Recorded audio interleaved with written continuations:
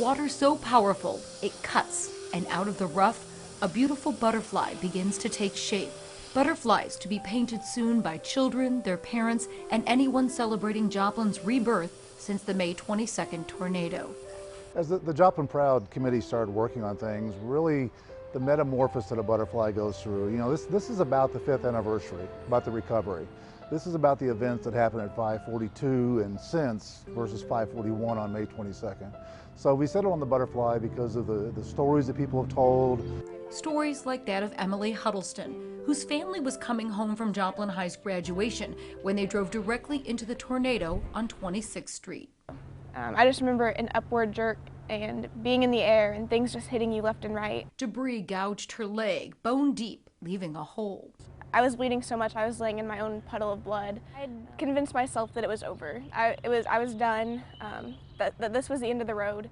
And I would close my eyes and everything would be peaceful. And then I'd open it and I'd hear the screams. And I remember a hand touching me on my left shoulder.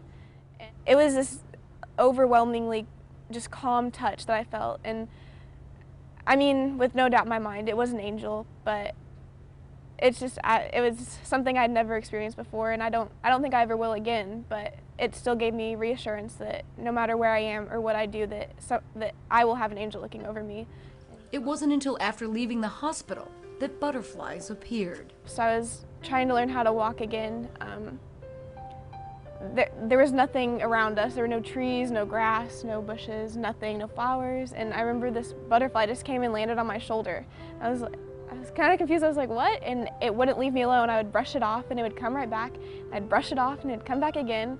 And then I think there ended up being 2 butterflies and they wouldn't leave. And I remember it just being a symbol of hope. And to me, I think they're just like a representation of angels. Maggie McConnell spent the summer of the tornado in classes at Spiva Arts Center, where she was assigned to make a poster about just like how we feel, I guess. So we drew butterflies, and we didn't know what they were for, but they incorporated everybody's posters that we all drew into the mural.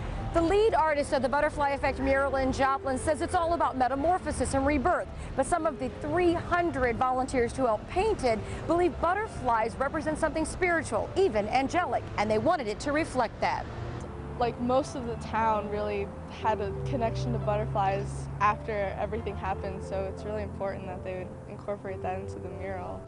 A butterfly garden blooms with flowers in Cunningham Park and becomes home to butterflies in summer. And on May 14th, 1,800 of these butterflies will bloom with color when painted by you at Home Depot. Anytime that we're able to be a part of community events and stuff like that, we jump at that opportunity.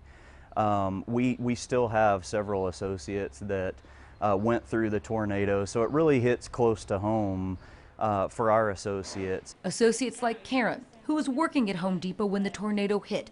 8 were killed taking shelter there. She's proud to be part of the progress made in the last 5 years using the butterfly as a symbol. I think it brings the community together and shares in an experience that once was tragic but now has become actually a very memorable and experience that we have overcome. And all hope the butterflies will dot yards across the city like the Stars of Hope did 5 years ago. There was the scarred area, nothing was there, the homes are gone, and I think they gave people hope. They saw those, that there was something coming back, there's life, there's color, and that's the same idea of the butterflies, is that we're progressing, we're changing as a community, we're recovering, and we're still moving forward, moving strong. In Joplin, Lisa Oligas, KOAM News.